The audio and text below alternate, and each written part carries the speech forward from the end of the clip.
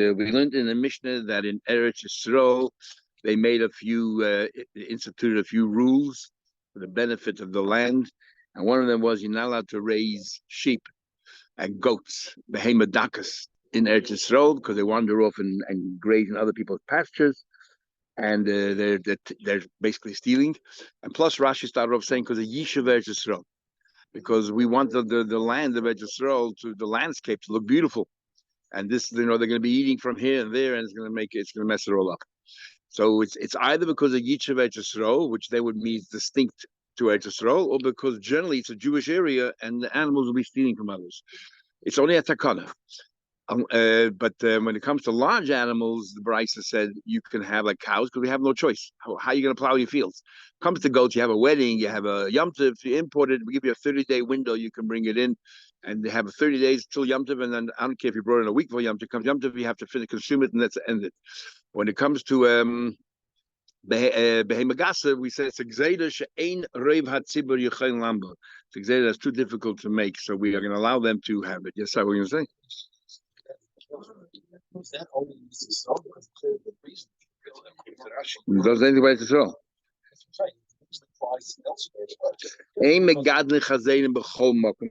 Okay, but it says okay. We also in the Mishnah shouldn't have chazayim because of a story that happened regarding the Churban Beis Hamikdash.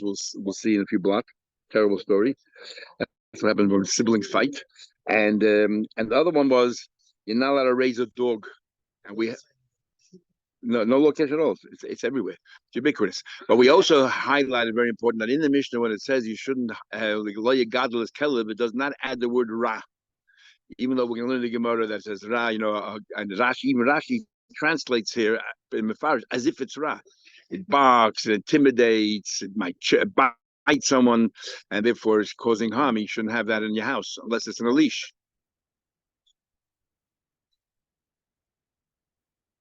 Yeah, but that could even be without a ra.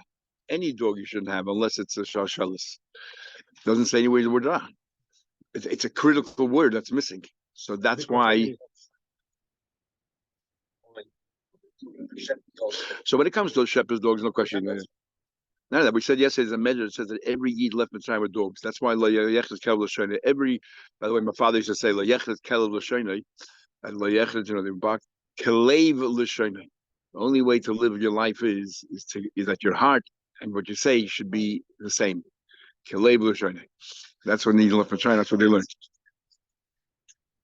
Oh well, no, it doesn't have to say everything that you're late. Okay, good. But at least don't say things. That's exactly right. Very good. So, anyway, up to the Gemara, 2 lines on the top of the page.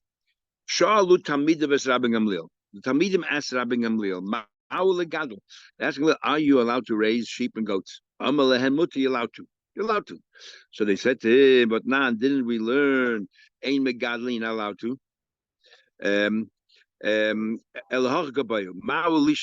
Are you allowed to? You're not allowed to raise it, but we said you're allowed. There's a window you're allowed to bring in. So once you bring in, can you hold on to it for a while? You're allowed to. As long as you make sure that you don't go out and let it pasture. No, monitor it. That's what we're worried about. We're worried about it doesn't go out to other people's fields and pasture and so on, ruin the landscape, steal and so on. Make sure you don't do it. You tie it to your bedpost, and it says in the Rishonim that when they used to have kabbanas, they used to bring these goats in, they used to tie them to the bedpost, to monitor them, should have a mum, take care of it, and it's consecrated. So Rashi learns that Rav Gamliel argues with the Gemara we learned yesterday. The Gemara we learned yesterday says there's no way that you can hold on to it a day longer than need be. The day of the wedding, that's it. The event is over. And Rav Gamliel argues, and he says no, you can hold on to it as long as you want. Back to the Gemara, okay. And however, Teshuvah wants to say that Rav Gamliel is not arguing. And he agrees. But anyway, Torah might be learned. Just to show. This story seems to agree with Rashi that Rav Gamliel argues. And because this chassid decided to follow Rav Gamliel rather than follow the Rabbanon, look what happened. There's a story with the chassid. He had all kinds of aches in his heart. As a doctor, give me a therapy. Give me some kind of medicine. They said, "Ein like takana." He has to drink hot milk, every morning, hot milk. So they brought him a goat, and the kosher mitzvahs, he was machmir. He tied it to his bedpost, but it wasn't Yom Tov, it wasn't Shabbat. He just did it for health reasons. And he used to drink from it every single morning, and it alleviated the pain, whatever it was. The Yomim one day, this is a problem. It seemed like it didn't work because his friends came to visit him. Why he come visit him? Maybe or maybe stop. Maybe not to be a stop to talk to him. When they saw that goat, tied to the bedpost, so those went to his bedroom, which means they were vakachel him. But what's the? You think that bedroom, the kitchen was the same? You're right. Maybe it was all one. Like today in New York, go to New York today, the studio apartments, the bedroom, the living room, the kitchen is one room. Is one room. Your living room would be bigger than their apartments. They sort of jump back. You have a goat, a ganif, because what do the goats do? They wander about. We're coming to Vakachel you. You're raising a ganif in your house, not a ganif, a gazlan, an armed bandit. Yoshua Botku, they sat down and they looked at this person. This is interesting. They analyzed this person. These are his friends. The only sin that they found in his whole life was that he didn't listen to Chachamim, but the way Rashi learns, he listened to Rabbi Gamliel. Rabbi Gamliel said you can't bring it in. You can't. They examined his whole life. That's better. Now, Huber's was the one he said Vidu before he died. Amar Yedeyani, he said about himself. I know. Chain be oven. He did a cheshbon on nefesh. He said, I know I never committed a sin in my life. The only aver I ever did was I did not listen to my friends. Sorry? Oh, so all Mefarshim talk about going nefesh. So there's two schools of thought. Very interesting. One school of thought says, who said he was dying? He was in pain. So therefore he had, in fact, nowhere does it say he's dying. It just says, he was in pain.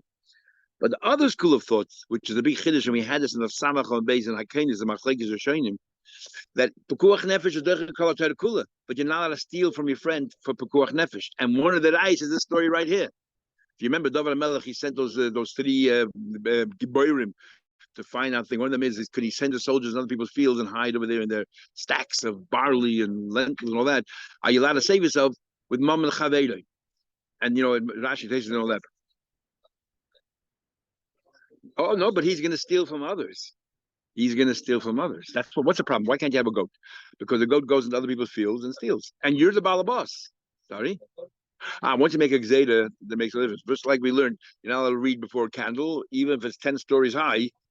But even if it's 10 stories high, I can't still tell. Once you make a gzeda, there's no exceptions. So. Yeah, but it could be anybody. Oh, who was he?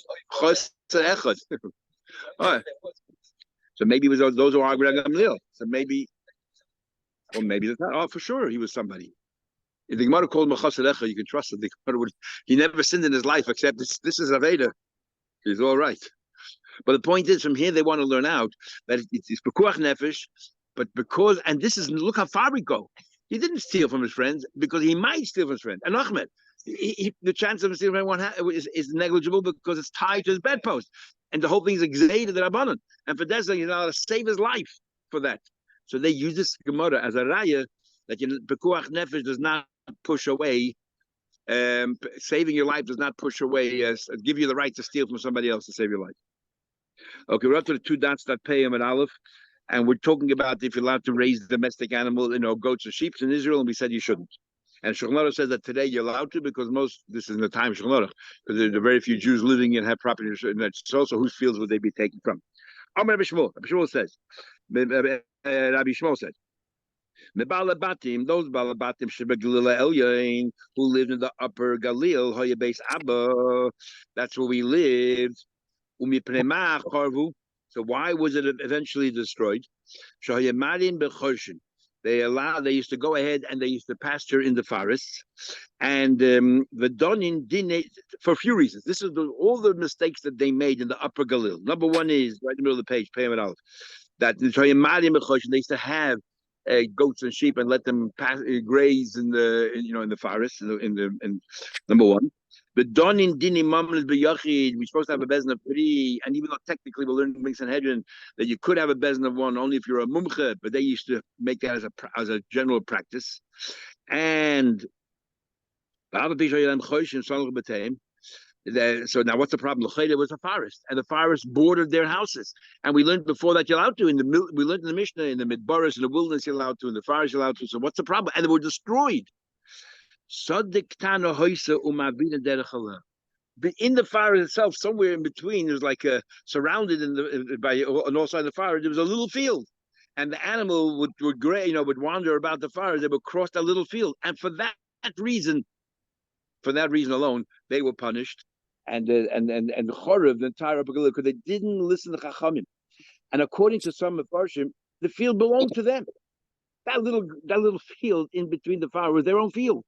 But because the Chacham made a gzera, and the field looked like everybody else's. No, the rabbis were showing here how one has to abide by the takanas of the Chachamim, and the punishment.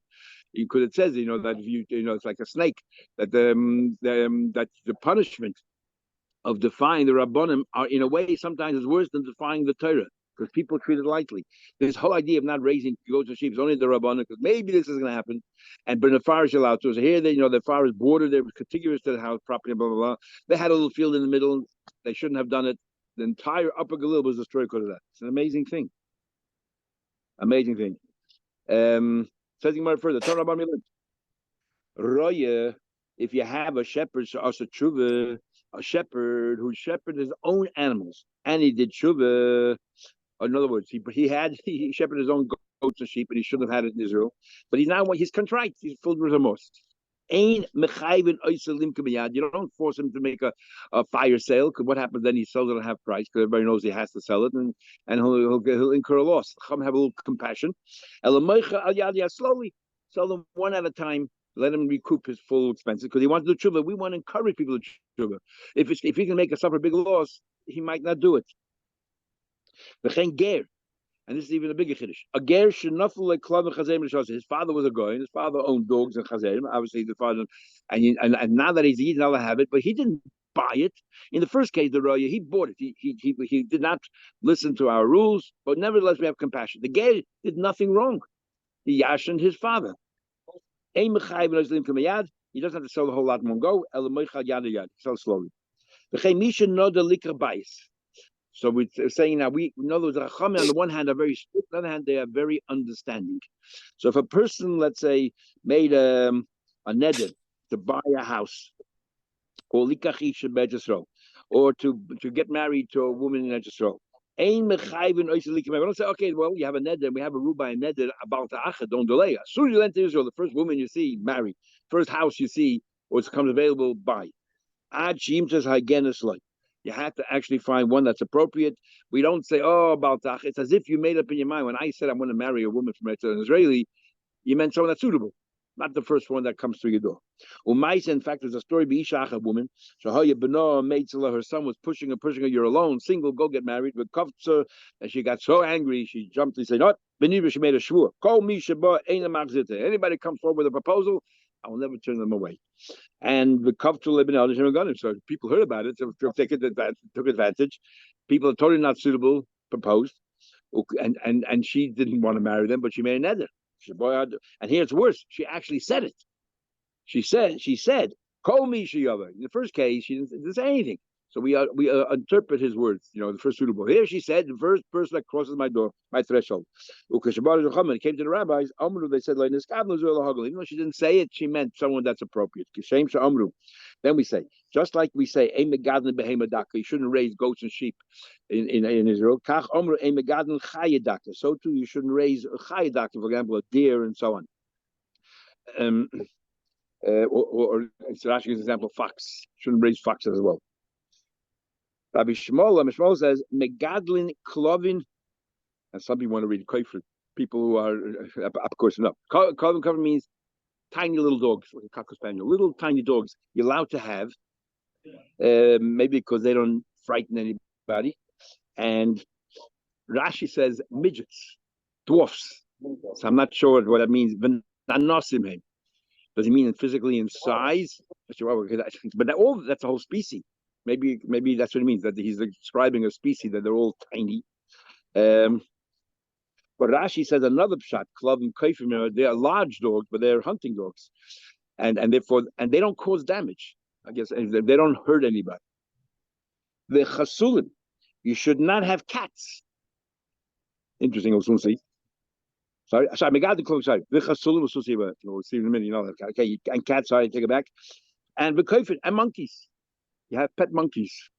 The chuldas sanoim and weasels that hang around thorn bushes. You're allowed to have these. These animals, they clean your house out from mice and pests. Monkeys do that. Okay, please do. My chuldas sanoim. What do you mean weasels that hang around? The thorn bushes. I'm gonna read a shir. It's shirotza charza. These are called shirotzim, the charza that dig their way underneath these thorn bushes. Vikadamli and others say these are charza the katina shakin. They have very small feet. And they hang around between the roses. Same idea. They're very low and they eat up all the pests over there. My shots are tatoy shakin. My shots are tatoy shakin. He says, "Watch." And these are shrotzim that go underneath these little bushes and so on. We treat Bava like Eretz Yisrael when it comes to Behema Daka. We don't want even in Bava to raise goats and sheep. We don't want goats and sheep in Bava. And what do you mean? Why? Because when Rav came to Bava, you remember Gemara Gittin Avav. We talked about over there, when you bring a get from somewhere in the world, you have to say before Neinechtav, we saw it being written, we saw it being signed, and we had two reasons. One of them is because of and became Lishma. They don't know the laws. But we made bubble. When Rav came to bubble, we treated bubble like Israel, because everyone knows how to learn. So the different pshatim there. Some say what Rav brought. So one pshat is Rav made a place of learning. Now, the truth of the matter is, we learned already in Tanakh that in Golos Yechonia, 11 years before the destruction of the first base of Migdash, Yehoiachin went there with all the rabbis. So they set up camp in Nedoy. And Shmuel came to Nedoy. He became the chief rabbi in Nedoy. So when Rav came, so Shmuel was there already. When Rav came, he didn't want to move into Nedoy, take away from Shmuel, so he went to Surah. And at that time, only one city, the metropolis in Nedoy, there's a bastion of learning in yeshivas, but not the rest of Babel. The rest of Babel, they knew nothing. They were Amaratzim. So when Rav came, in fact, we learned, Bika Matzaba, we learned Marchulin. Rav came, he saw Bika Matzaba Godaba. He saw that there was big holes, big valleys, and he made fences. They were all Amaratzim. So he moved to Surah, and he brought Torah to the rest of Babel. So therefore, Babel now is transformed into a holy place. In fact, remember, Yehuda said in the end of Ksubas, if you make an aliyah to Yisrael, leaving Babel to Israel, you're actually Oiva Navera, because Babel is a place of learning, as the Meiri learns over there. Oh, Rabbi Yirmi did it all the time.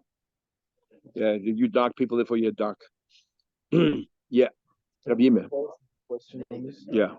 When the Torah says Eretz Zoma Shalom Brush, it means Shalom Israel. Yeah, Rashi said it, yeah. You import the milk. And Chol Israel. Transported those days. You can't import milk across the deserts of the Sinai Peninsula. You had Surah, you went maybe in Surah, because Surah you're allowed to have goats. So camel travel too. How far was Surah from Israel? And Lebanon north, and you had. On the one hand, we were having a big trial. Look at this guy. This guy was sick. He needed goat milk, and he went against the Chamim. Anyway, others say that when Rav came to Babel, he taught us, as we'll soon see in a minute. He told us that you should know that Babel has lived in Israel, not from today, but from once upon a time. Tell me, how come you have goats? Why do you have goats? My goats come into Luchayvet. We already had it before. His wife's name was Chayvet. I mean, what a name. His wife's name was Chayvet, and she says, my wife Chayvet. Remember, Gemara Nazir, we talked about that. If a woman is allowed to, you're not allowed to shave the payas of your kid. So they asked the woman, how come your kids have no payas? So, my wife Chayvet does it. And the same about Baba cursed him there and cursed him here. If you remember, some of them, you don't antagonize. And My wife Chayva takes care of monitors this goat and make sure it doesn't wander on other people's grounds. That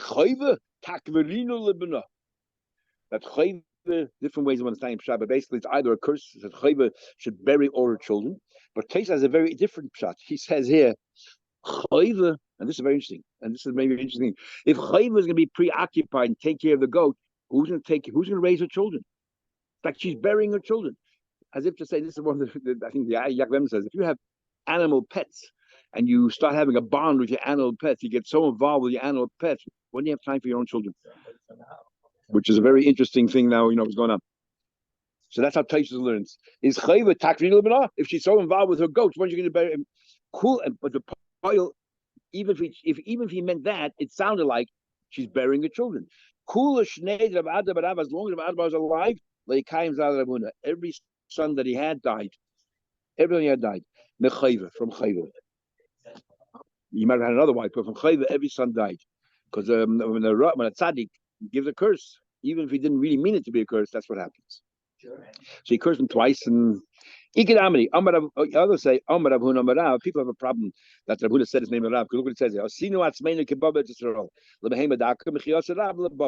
From when Rav came to Bubble, he said about himself, now Bubble like Yisrael. It's very hard to understand that Rav would say that. So therefore, those who have this gear to say that Rav said that, now I want you to know that back from the second base, from the end of the first base of Migdash, Bubble had the status of Yisrael, but he's the one who revealed that halacha, so he could say about himself, now that I came, I want you to know.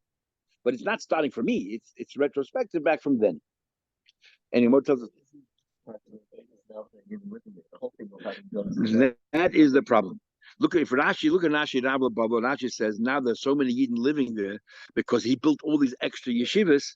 So therefore, you have a lot of Yidden there. So if you learn this Rashi here, it's nothing to do with Yisrael. This whole idea is because the Jews are there. But in the Mishnah, Rashi says Mishum Yishuv Yisrael, and that is the problem.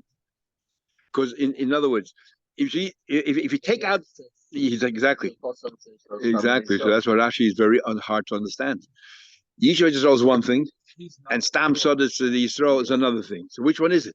If the reason is because the kids are still from here, what's Chilgat Yisrael or Melbourne? Same thing. But Rashi starts with Yishuv Yisrael as if Rashi is trying to say there are two reasons. Maybe that's what he's saying. But what do you need the reason of Yisrael Yisrael? Bavel is the same law. On the other hand, Bavel also had Kedusha.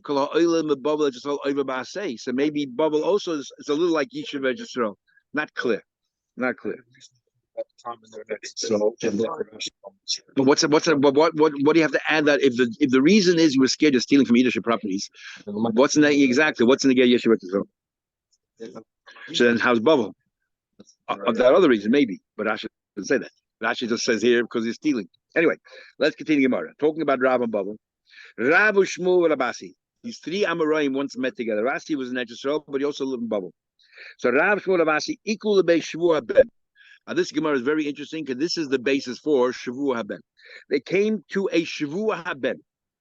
The others say Lebe Yeshua Ben. Now what in the world is Shavua Ben and what's a Yeshua Ben?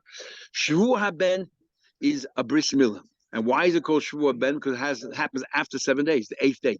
It's called Shavua Ben. What's Yeshua Ben? So Rashi says Yeshua Ben is a pidyon Ben. So the Mefarshim find it very interesting. In Rashi, when it comes to Yeshua Ben, he says bris milah because 7 days go by. Nothing about a party or a suda. When it comes to Yeshua Ben, which is pidyon Ben, look at Rashi says Mishta. They were making a suda. Sha'oisin le pidyon haben. So they learn from Rashi here, there's no mitzvah whatsoever to have a suda by bris. Amazing. That the Achrayim here learn from Rashi, there's no mitzvah, because Rashi adds a suda by pidyon ben. Doesn't mention a word about a suda by bris milah. It's like deliberate.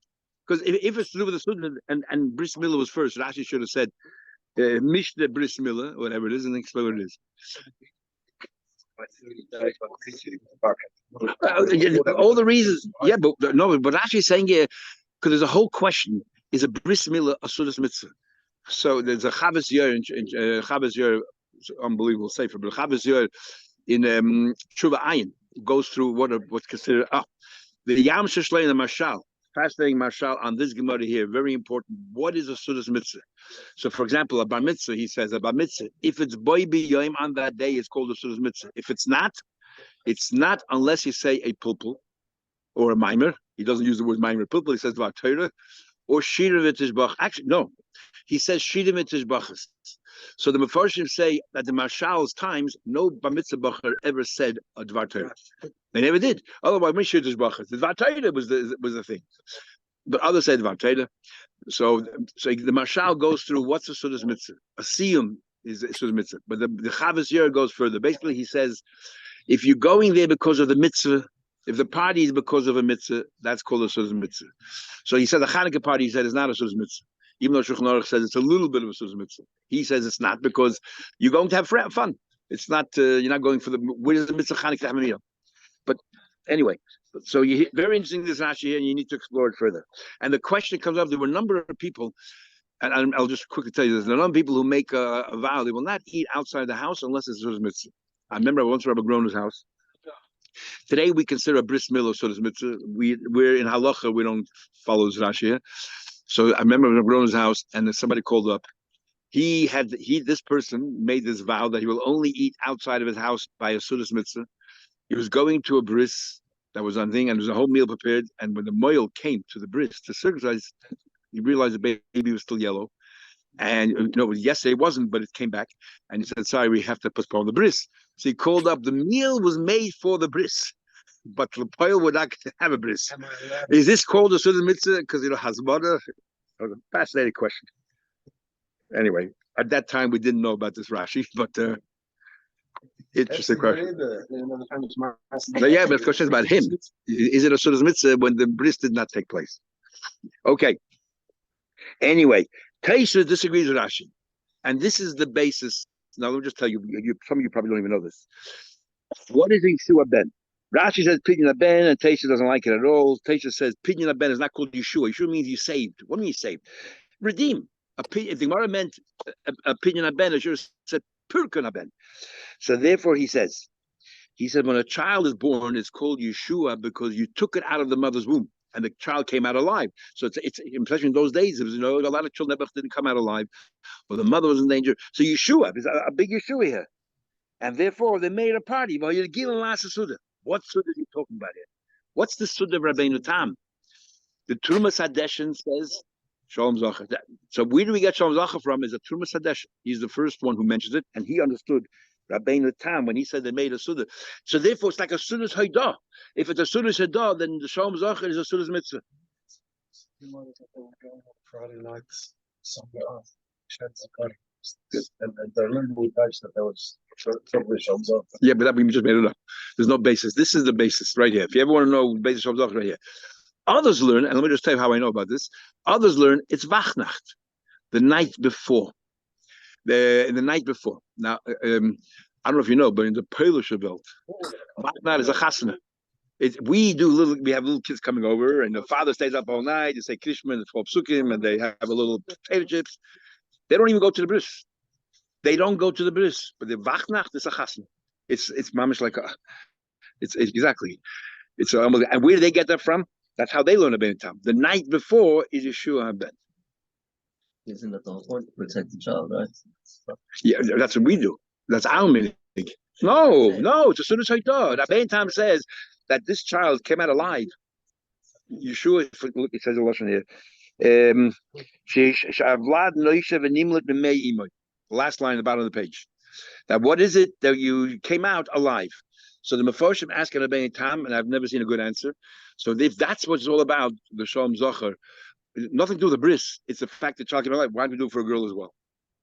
There are some people now who make Shalom Mekevas, but according to Rabbein Tam, if that's what it's all about, why don't they make a party for the Keva? Or Vachnach. If Vachnach has nothing to do with the bris milah, it has to do with the fact that the child came out alive, we should do it. The Rebbe made a big thing that you have to make a kiddush. That's exactly what it is.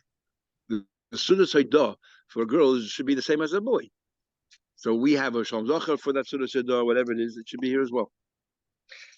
Interesting stuff. Getting back now to our Gemara. So these three Amoraim, Rav, Shmuel, and Asi, they came to the Shvu HaBen. So how we digress. I'm ready to Shvu HaBen. Rav refused to enter the house before Shmuel. Why not? Because Rav, there's a story we had in the Gemara where Rav was very sick. Shmuel was a doctor.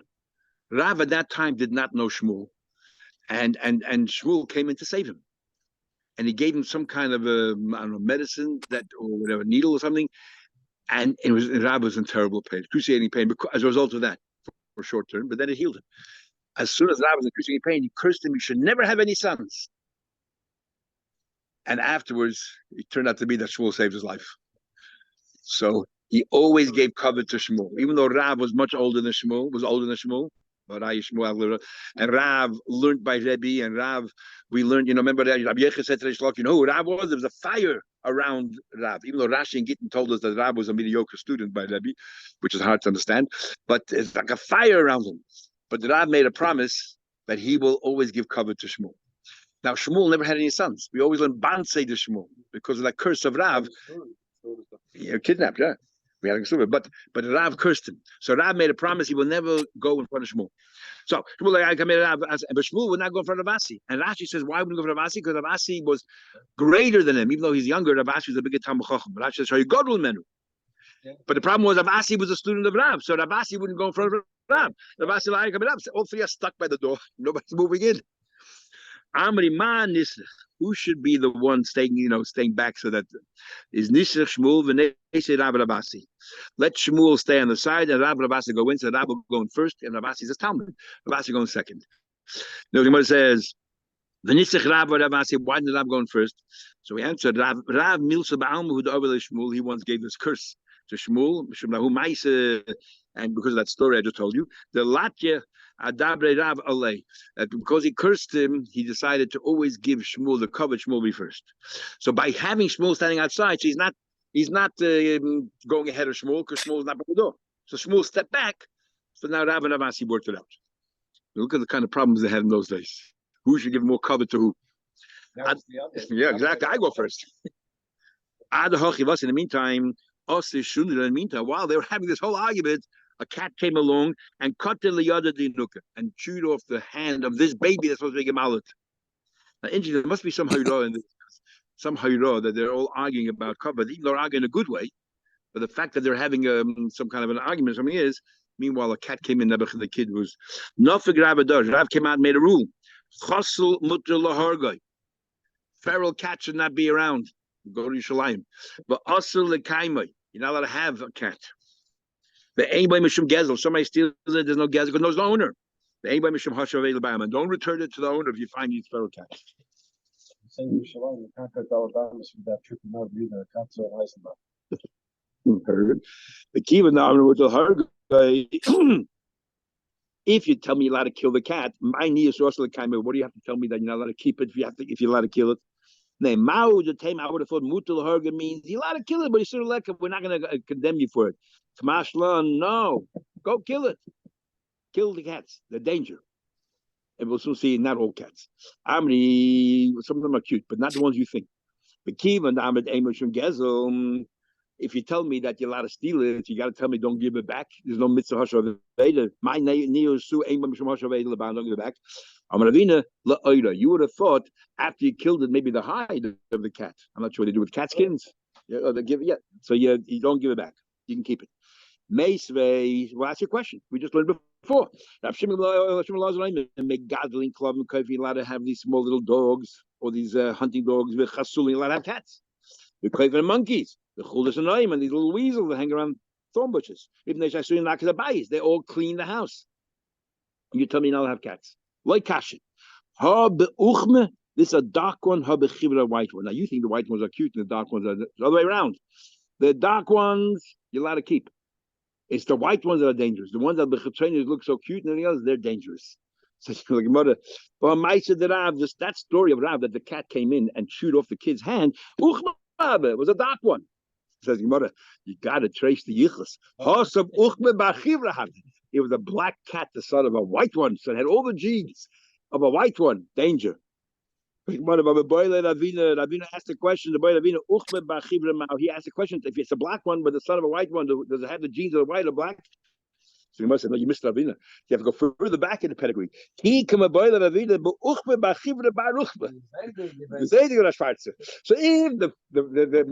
the parents are white No question that this black one there is dangerous. But if the grandparents are black, so the question is, how much influence do the grandparents have the grandchildren? Knows the grandparent was a righteous person, the parent was a terrible person. Yeah, or the other way around. Yeah. So that's the question. So the grandparent is a righteous person, the parent is a terrible person, the grandson. What's the chance of the grandson growing up to be the grandparents or the parents? Interesting. That's his question. Interesting. Okay. So the Gemara and Mai said that we knew the Zayd of this cat, the Zayd was white. Okay, go understand the Gemara. Now, I remember Rabbi Hirschspring once came to Yeshiva Maristown and to Faheras, and I remember we were learning Bava Kama then, we were learning Muruba, go back a long time ago, and he says, where does it say Chabad and Shas? Right here. We didn't get there yet, but right here. Chabad. This is the acronym for the names of our Papa's children. Chabad, Bich, Boch, and Simon. Here, where's Chabad come here? To remember these names. The names of the children of Papa, the second letter of each name. Omar Rab Achaba Papa, so it's a ches. Ach is a ches in the middle. Mishum Rab Abba Papa, a beis. Mishum Rab Adaba Papa, which is a dal, that's Chabad.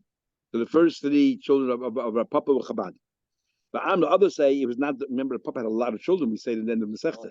The others say Amr Rab Abba Papa, Mishum Rab Abba, which is a beis. Mishum Rab Chia Papa, which is a yud. Mishum Rab Achaba Papa, which is a ches.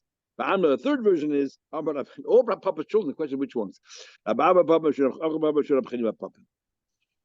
I remember Meir Shvibu used to bring with us. He says, it wasn't this Gemara, but just a similar idea. The Gemara gives one name, and others say it's another name. Do you really care which name it is? And you see how you're supposed to learn that it's not only it's that what emes is. It's not just what they said; it's who said it as well. Every word in the Gemara has to be truthful. So, because somebody say, "Who cares?" We want to know what they said. No. Usually it's similar to remember the stories or cases. Yeah, here is this a lot of names and whose name and who said and whose name and whose name. Just tell the last guy who said it. Masriyan ala chichuch. That if you have this itch that everybody has to scratch themselves against the wall, you could go ahead and go ahead and you make tanesim. You do everything you have to do when there's a plague. We're talking about boils that makes it very, very itchy. And you constantly scratch yourself. A plague. Videlis hanin elis. A door that shuts, it doesn't open quickly. As the Mefarshim say, what it means here is, Rashi is here, but they say, if an opportunity knocks on your door, you must take it, because who says it'll ever come back again? And because once a door closes and you no longer have hatzlacha, it doesn't open up so fast. The halaker buys by Yisrael. If somebody buys a house in Yisrael, you're allowed to write a star. Even on Shabbos, we had this in Gittin the Chesma base, where we said over there that you can, and on Shabbos you're allowed to write it. Talking about using a goy, and even though you're not allowed to have a goy, we'll say in a minute. Next, that's a question. But any other play that comes on the community, for example, itching, chagav, zvuv, sidav, yatosh, all of these different kinds of insects, flies, mosquitoes, and wasps, and all that. Gnats that bother you. And then scorpions and snakes. They didn't go ahead and blow the shofar and all that. They just screamed. And here you're telling me that for chichuch, it's so dangerous that you go to the next step, like kasha. It depends if the boils are moist or they're dry. When they're moist, they're much worse. They were moist on the outside, and they were and dry on the inside. So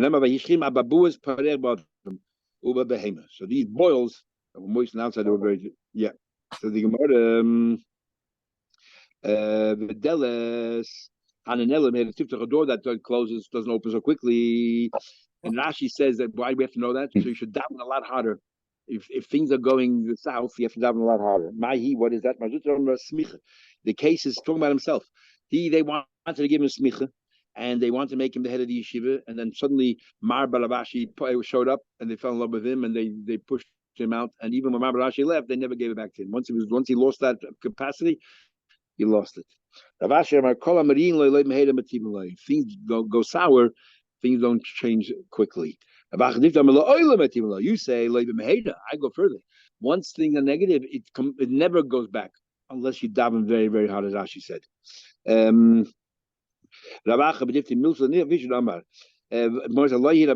was actually talking about himself.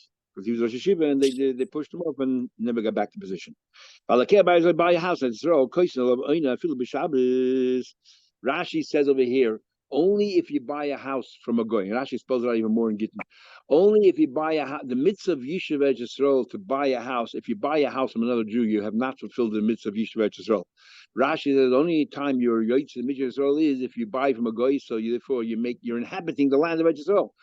And so it seems like Rashi there, you don't have to personally go there. As long as you bought a house from a guy and you pushed him out, then you inhabited the land of Eretz Yisrael. And Rashi there says something else. When do we give you a special decision on Shabbos if the guy is about to leave town? Which sounds like if the guy is not about to leave town, we don't allow you to have a guy write for you on Shabbos a document, do a malacha deraisa because the mitzvah is Eretz Yisrael. But the Alter Rebbe Shulchan Aruch takes out that condition. The Alter Rebbe Shulchan Aruch says in Hilchos Shabbos that regardless, that if a mitzvah of Yishuv Eretz Yisrael, you're allowed to have a goy write a document because we're scared the goy will change his mind, even if he's not leaving town. Based on that Alter Rebbe, there's a whole discussion if you're allowed to have a goy building houses on Shabbos in Eretz Yisrael. Because generally in Chutz La'aretz we don't allow it because the guy's working for you. But over there, the guy might change his mind. If there's any reason to believe that the guy might change their mind, or the work is fickle, and today they're here and who knows will be around tomorrow, you're allowed to have, as Avnei talks about, you're allowed to have a goy building for you on Shabbos in Israel, which is amazing. You think Israel is a holy place, you got to be more strict. There we have, because the Yishuv Eretz Yisrael. So when I have a Shabbos like that, right now, more things that you yourself can do in Malacha Deraisa. You're allowed to instruct a guy. Tell a guy do something, use Isha the Rabban on the Shus.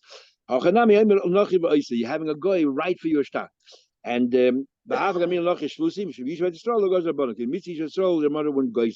why is so special about Yishuv Eretz Yisrael? Some say because there's so many other mitzvahs tied to it, Truma and Ma'aser and all that. So there's not just one mitzvah; it's a multiple of mitzvahs. Therefore, you're allowed to a goy or dafka Yishuv Eretz Yisrael is a unique mitzvah. The Vilna Gaon student, the Pasha Shulchan, when he went to Israel, made the Aliyah. He in his Sefer Pasha was all about Eretz Yisrael at that time. You know that the Chassidim all went to Tveria, and the Vilna Gaons all went to Hebron. And so the Pasha Shulchan is full of questions about Eretz Yisrael. So they. He says that Shkula Yishuv Eretz Yisrael equal to all the mitzvahs in the Torah. Mitzvah Yishuv is all the mitzvahs in the Torah. The Rambam holds the name of the mitzvah in the Torah. The Ramban learns like Rashi. Even though the Ramban is the one who says Yishuv Eretz Yisrael is a big mitzvah, but he learns clearly it's only when you're buying a house from a goy and chasing the goy away. If you're buying a house from a yid, it does not apply at all.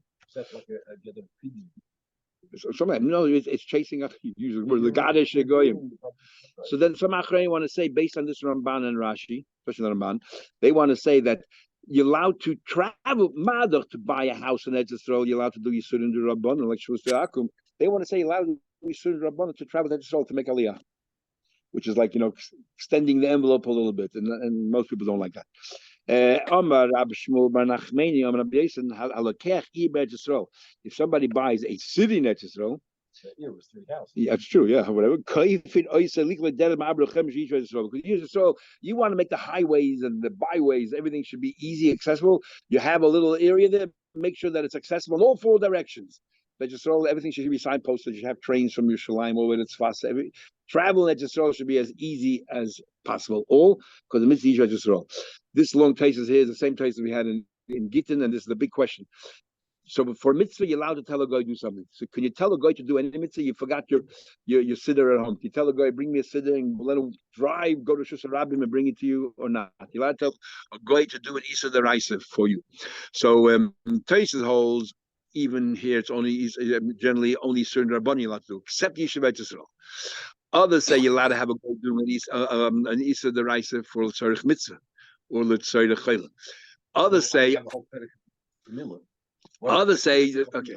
So the Bahag says that by Mila you see allowed to do that in mitzvah. Most you're allowed to cross over to bring the knife. Is talking about even Rabbim. The Bahag says you're allowed to. So the Bahag itself is an argument. Is he only talking about mitzvah Mila? Why should Mila be different than anything else? Because the mitzvah Mila itself, you're doing a malacha deraisa. The Torah suspended that Isa. You're doing Chabbalah. You're doing Chabura. You suspended Isa. On Shabbos you can do it. So therefore, surely the Yisurin Rabbanon that relates to Mila you're allowed to do on Shabbos. But all other mitzvahs, you're not allowed to. Others disagree. According to Bahag,